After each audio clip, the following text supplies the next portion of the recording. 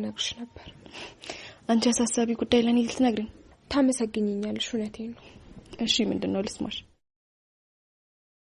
ወደ ጉዳይሽ ትገቢ። እኔ ብዙ ስራ አለብኝ። ስለምሩ ማወቅ ያለብሽ ነገር አለ። ስለምሩ? አንቺ ስለምሩ ምን አውቀሽ ነው የምትነግሪኝ? ነው ወይንስ እንደለመደብሽ ወሬ ፈጥረሽ ማውራት ጀመርሽ? በጣም መጣላሽ።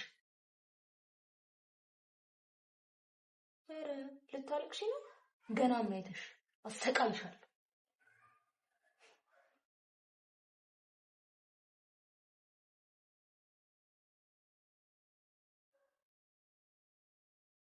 አምላኬ ሆይ ቆይ ለምንድን ነው በሰው እጅ ላይ የጣልከኝ? ይሄን ያህል አንተን የሚያስከፋ ስራ ሰርቻለሁ እንዴ? ወይ ወሰደኝና ገላግለኝ።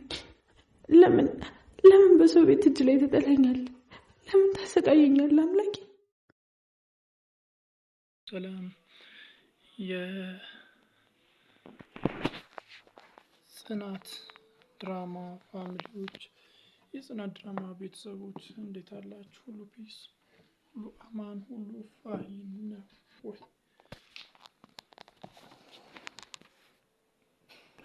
እኔ ጋር ሁሉ ፒስ፣ ሁሉ አማን፣ ሁሉ ፋይን ነው። ዛሬ ጽናት ድራማን እንዴት አያችሁት? እውነት ለመናገር ሶሲ ብዙ እየጣረች ነው ለምሩ። እንግዲህ ናሆምን ጠርታ ለማውራት ስትሞክር፣ ልታስረዳው ልትነግረው ስትሞክር ነበር። ነገር ግን ምንም ሊረዳት አልቻለም። በፊት እነ ኪራን ካደረገቻቸው ነገር ከእሱ አንጻር አይቷት ሶሲን ሊሰማት አልፈቀደም፣ ጆሮ ሊሰጣት አልፈቀደም። ኢቭኒፍ መጨረሻ ላይ በጥፊ አጣፍቷት ነው ትዟት ሄደው። አጠገቤ እንዳትደርሺ ካሁን በኋላ ቤቴ እንዳትደርሺ ምናምን ብሏት አስፈራርቷት ነው የሄደው። እሷ ሌላ ሀሳብ ነው የመጣላት። ለሌላ ሰው መናገር አለብኝ ምሩ ሳትጎዳ ለምሩ የሚቀርብ ሌላ ሰው ማነው ስትል፣ ያው ጽናት ነው በሀሳብ ውስጥ የወጣው። ጽናት ጋር ሜዳ እንዲህ ስትላት ያለውን ነገር ለማስረዳት ስትሞክር ጽናት አላመነቻትም።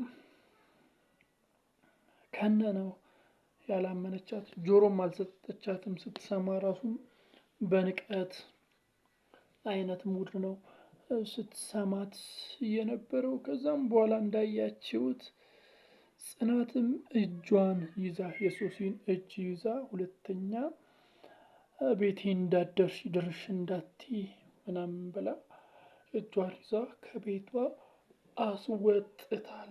አስወጥታለች። ናሆም እንግዲህ ከሶሲ ጋር ካወራ በኋላ ቤት ገብቶ ሰራተኛዋን ሲያፋጣት ነበር። ነገር ግን እሷ ጭንቄዋ የተመታ ነው፣ እንደምንም አድርጋ አሳምነዋለች። እና በዚህም ጉዳይ የምሩ ህይወት በጣም ትልቅ አደጋ ተጋርጦበታል። በጣም ትልቅ የተባለ አደጋ የተጋረጠባት ሶሲ አሁን ቀጣይ ላይ ምን ታደርጋለች? ማድረግ የምትችለው ለኪራ ነው መናገር የምትችለው። ለኪራ መናገር ትችላለች ብዬ አስባለሁ። ሜቢ እሱ ይሰማታል ብዬ አስባለሁ። ኪራ ይሰማታል፣ ያደምጣታል ብዬ አስባለሁ። እናንተ እስቲ ምን ታስባላችሁ? ያላችሁን ሀሳብ፣ ያላችሁን ግምት፣ ያላችሁን አስተያየት በኮሜንት መስጫ ሳጥን ላይ ያስቀምጡልኝ። እንግዲህ ጆከርንና ሰኒን ሲያስፈራራቸው የነበረው ሰው መጥቷል። ፎቶ ያነሳቸው ማለት ነው፣ ሰውየውን ሲመቱት ማለት ነው።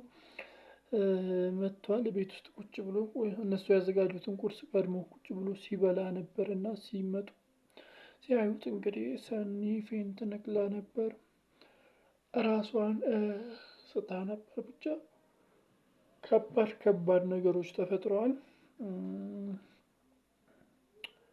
እነ ሰኒና ጆከር ትልቅ ችግር ውስጥ ነው የገቡት። ኢቭኒፍ ከጆከር ጋር ተደባድበው ሁላ ነበር። እስቲ ቀጣይ ላይ ምን ይፈጠራል ብላችሁ ታስባላችሁ? የምታስቡትን ሀሳብ፣ አስተያየት፣ ግምት በኮመንት መስጫ ሳጥን ላይ አስቀምጡልኝ። ቻናል አዲስ ከሆናችሁ ሰብስክራይብ በማድረግ ደወል ምልክቱን እንዳይዘነጋ።